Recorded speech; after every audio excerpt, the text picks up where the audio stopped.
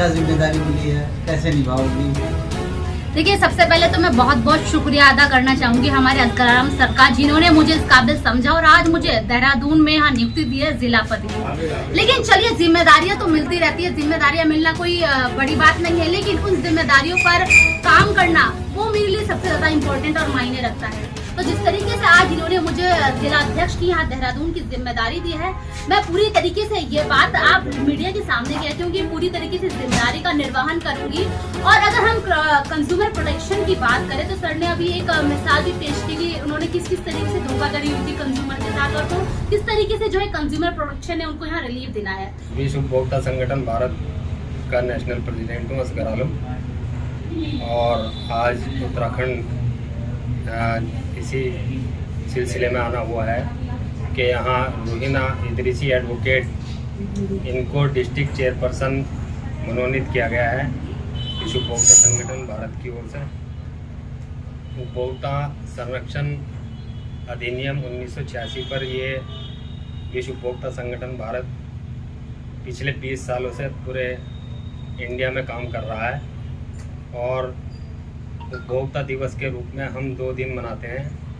15 मार्च को विश्व उपभोक्ता दिवस के रूप में मनाया जाता है, और 24 दिसंबर को नेशनल कंज्यूमर डे यानी राष्ट्रीय उपभोक्ता दिवस के रूप में हम लोग मनाते हैं। विश्व उपभोक्ता संगठन उपभोक्ता संरक्षण के प्रति, उपभोक्ताओं में उनके अधिकारों के प्रति जागरूकता उत्पन्न करने के प्रयास निरंतर करता रहा है।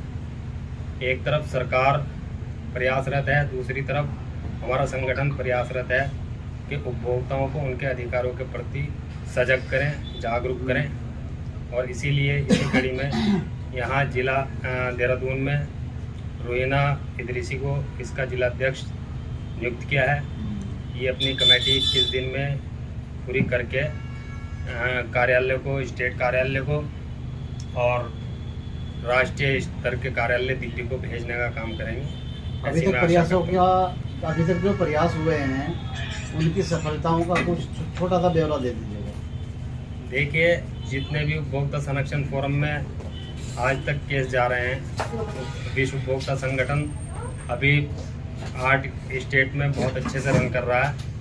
पंजाब, छत्तीसगढ़, मध्य प्रदेश, आंध्र प्रदेश, दिल्ली, उत्तर प्रदेश और उत्तराखंड में।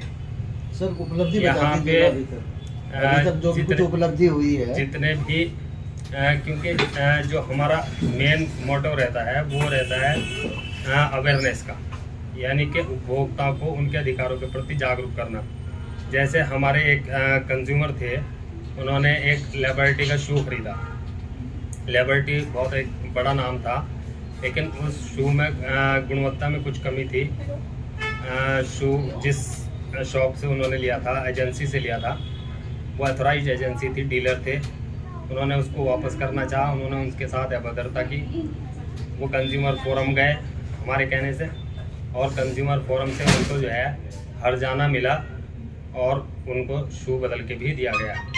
तो ऐसी बहुत सारी उपलब्धियां हैं जो विश्व उपभोक्ता संगठन के सदस्य बन जाते हैं या फिर हमारे अवेयरनेस प्रोग्राम से मुतासिर हो जाते हैं, प्रभावित होते हैं, और वो आते हैं हमारे अवेयरनेस प्रोग्राम में।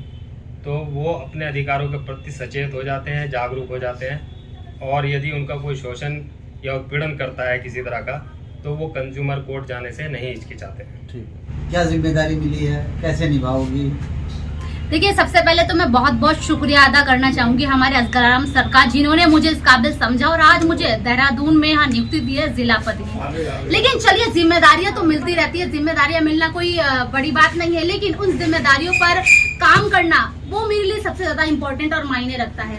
तो जिस तरीके से आज इन्होंने मुझे जिला अध्यक्ष की यहाँ देहरादून की जिम्मेदारी दी है, मैं पूरी तरीके से ये बात आप मीडिया के सामने कहती हूँ कि पूरी तरीके से जिम्मेदारी का निर्वहन करूंगी।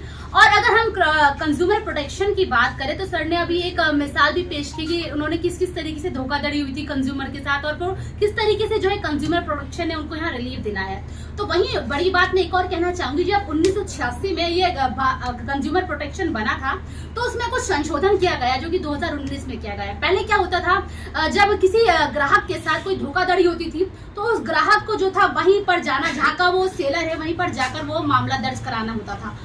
लेकिन अब जब से अमेंडमेंट हुआ है, जब से इसमें संशोधन हुआ है, तो जो कंज्यूमर है उनके लिए एक बड़ी राहत मिल पाई है उनको संशोधन होने के बाद। यानी कि अब जहां का सेलर होगा इससे कोई लेना देना नहीं है, कंज्यूमर चाहे जहां का भी हो वहीं से ही जो है मुकदमा दायर कर सकता है और अपना रिलीफ पा सकता है। क्योंकि हमारा जो कंज्यूमर प्रोटेक्शन है, जो संगठन है, इस समय कई सारे राज्यों में काम कर रहा है, तो वहीं देहरादून में भी यहाँ पूर्ण रूप से अपनी जिम्मेदारी का निर्वहन करेंगे और जितने भी हमारे पास कस्टमर आएंगे, कंज्यूमर आएंगे, माफ कीजिएगा, उनका जो है रिलीफ दिलाने की हम पूरी यहाँ पर कोशिश करेंगे। बाकी मैं एक जैसे जिम्मेदारी मुझको मिली है, तहे दिल से सबका एक बार और शुक्रिया अदा करना चाहती हूँ।